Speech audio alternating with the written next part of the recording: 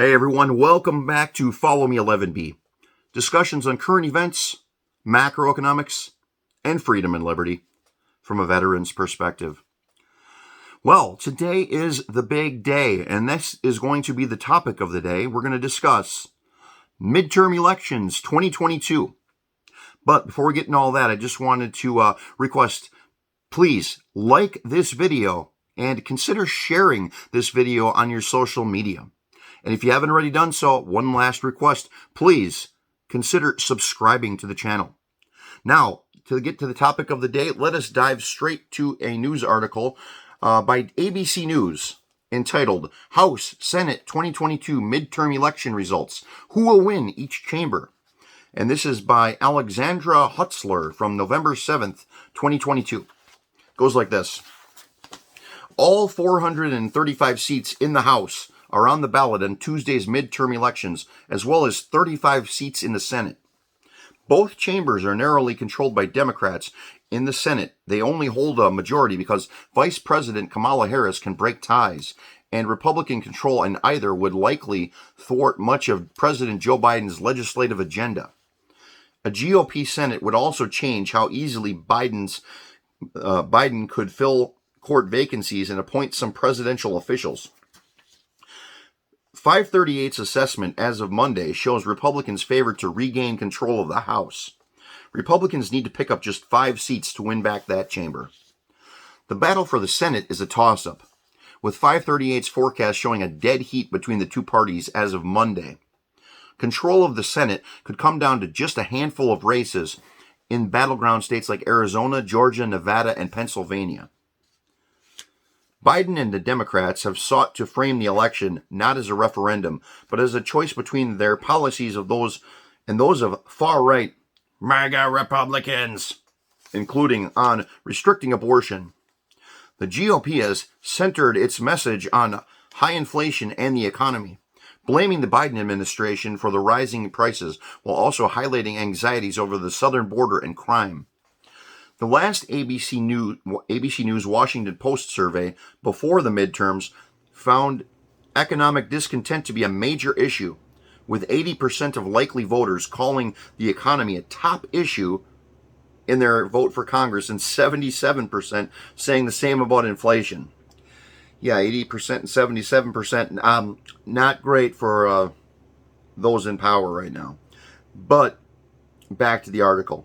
Polls start to close on Election Day at 6 p.m. Eastern, but the nation may have to wait a few days before knowing the final results as state election officials count mail-in and absentee ballots in the days or even weeks after Election Day.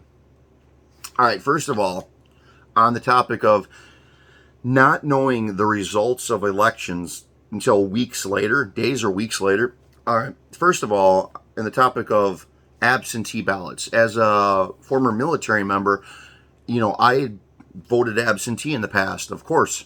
Sometimes you're overseas and you want to vote. That's the way you do it. You request an absentee ballot and you fill it out, you mail it in.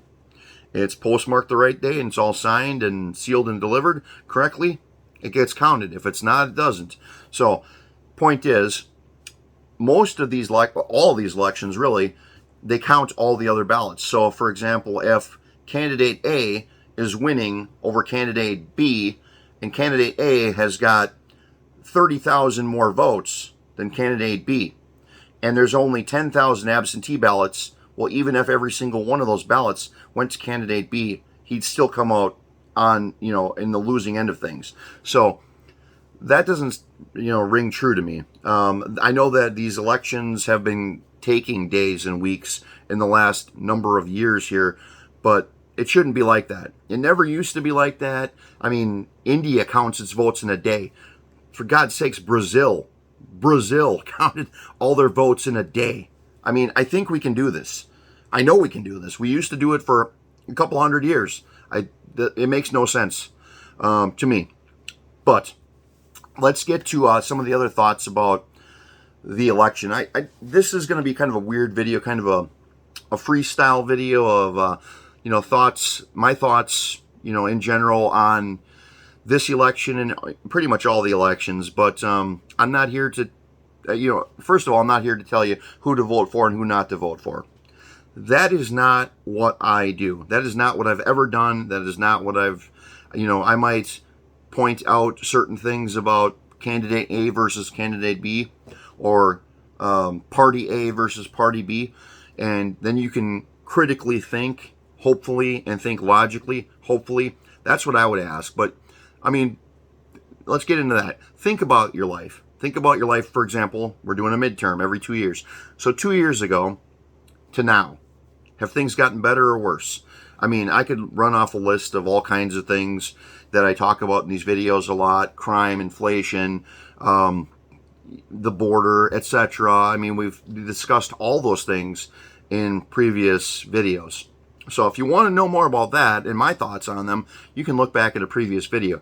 What I want to do now is just to ask, go back to the original premise of this channel and say, hey, I want people to think logically and critically about, the topics of the day, about current events, macroeconomics, etc., and freedom and liberty, of course. I mean, think about what's happening now. Think about the things in your life, the things in your neighbor's life that are going on.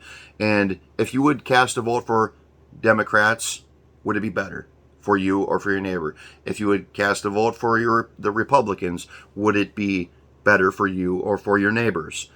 Don't just cast a vote because last time you cast a vote for these guys, or your family usually casts a vote for those guys. Cast a vote for those who you think are going to do the best job. And keep in mind, I mean, there's a lot of people that are discussing, or not really discussing, but yelling and screaming from the rafters about how horrible this country is. Keep in mind that obviously millions of people, legally and less than legally, are trying to get into this country and getting into this country every year. It's not because it's a terrible country. It's because it's the best country out there, the best choice right now. I mean, I'm not saying it's perfect. I'm not saying it doesn't have problems, but I mean, for gosh sakes, this is the best. But what I'm worried about is, in the last number of elections, in the last number of years, people are really getting polarized, and we've got to start thinking that we are a constitutional republic. We are a country. We are a melting pot. We're supposed to be a melting pot. We're supposed to be different, but all the differences together. We're not supposed to be two separate countries. We're supposed to be different but together, not different and apart.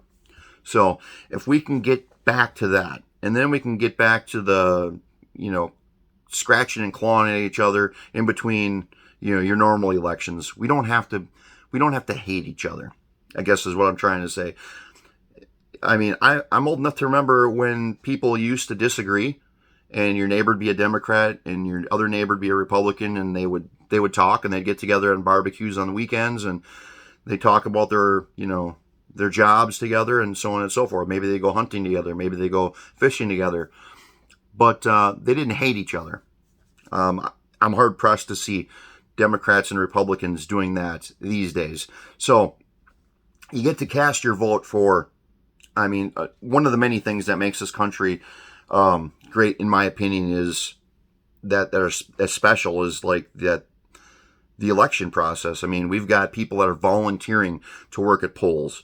We get to vote for all the people in power. We get to vote for Congress people, senators, governors this time around. Of course, other people as well, and presidents and other elections. But this one, we're talking senators, governors, congressional representatives, so forth. But, I mean, elections are one of the primary measurements of this being a special country, and this being a democratic experiment. I mean, it's a constitutional republic, but it functions on democratic principles. And if we can just get back to thinking that's what we do here. We vote. We have our representatives represent us, and they do the will of the people. Sometimes the will of the people might not seem like it's the will of the people. Sometimes the power, the the politicians, the party in power, might overstep themselves slightly, or more than slightly. But that's one of the great things about this country. That is correctable through the voting process. So if I could encourage any of you out there right now, I would encourage you to exercise your right to vote. We've got hundreds of millions of people in this country, and we have got probably at least 100 million people, actually a couple 100 million people that are eligible to vote. I mean, we're not talking kids, but so I think that we've got our chance to do something. If you want to make a change, make a change. If you like where you're at, keep voting for the people in power. But if you don't vote, you can't complain. Now, if I've missed anything, I would love to hear your guys' thoughts. But hey, I would encourage you guys to all, please, keep it peaceful out there. There's plenty of time to claw and scratch at each other later after the election is all said and done. But let's do this the right way. And I'd love to hear your guys' thoughts on the topic. Please post them below.